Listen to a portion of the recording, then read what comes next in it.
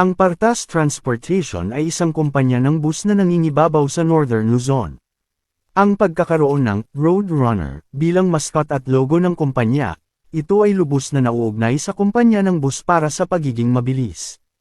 Ang Partas Transportation ay itinatag noong ika-25 ng Hulyo taong 1989, ngunit makalipas ang 2 taon nang magsimula ang kumpanya ng negosyo nito bilang isang kumpanya ng transportasyon ng bus.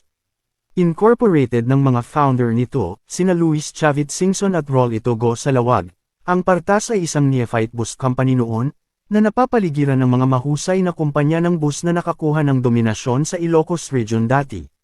Sa kabila ng pagiging bago sa industriya ng bus, ang Partas ay mabilis na nakaakit ng mga pasahero gamit ang kanilang mga makabagong bus.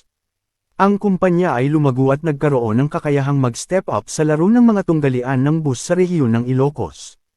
Noong 1996, umalis si Rol Itogo sa kumpanya, na iniwan si Luis Chavit Singson bilang may-ari ng kumpanya.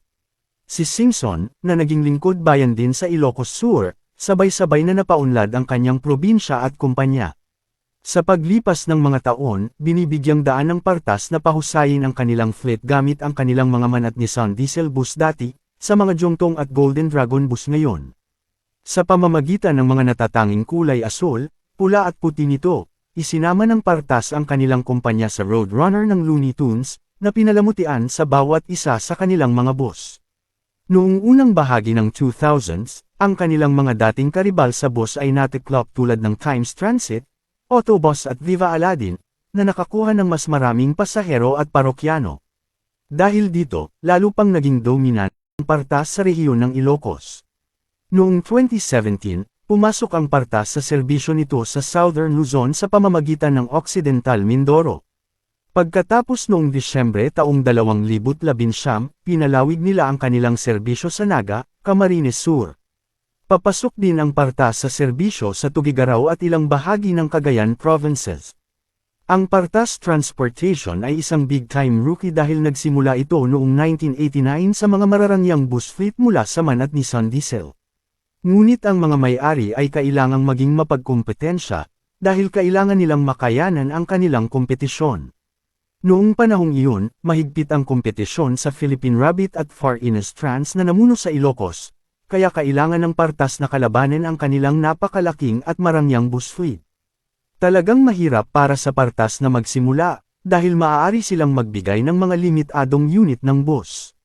Ngunit hindi pinabayaan ng Partas ang kalidad ng kanilang bus at ginawa ang kanilang makakaya upang magbigay ng premium na serbisyo ng bus na may mga top-of-the-line na modelo ng bus sa kanilang fleet. Unti-unti, nagtagumpay ang kumpanya na maging matatag at may kakayahang bumili ng mga premium na bus para sa kanilang mga deluxe na serbisyo. Sa kanilang mga premium na Chinese at Filipino bus na nakuha nila ngayon, nangunguna ang Partas sa kanilang bus fleet na nagmumula sa Golden Dragon, Jongtong, at Del Monte Motor Works. Karamihan sa kanilang fleet ay binubuo ng Golden Dragon Triumph, Golden Dragon Navigator, Jongtong Magnate, at Jongtong Elegance. Karamihan sa mga bus na ito ay nilagyan ng banyo, USB charging ports, at mayroon pa itong sariling multimedia system tulad ng mga buspad at libreng Wi-Fi. Dahil ang kumpanya ay may mapagkompetensyang bus fleet, lalo na ngayong pinalawak nila ang kanilang mga operasyon mula Hilaga hanggang Timog. Kung mahilig ka sa mga ganitong content, pa-follow and sa aking page. Salamat.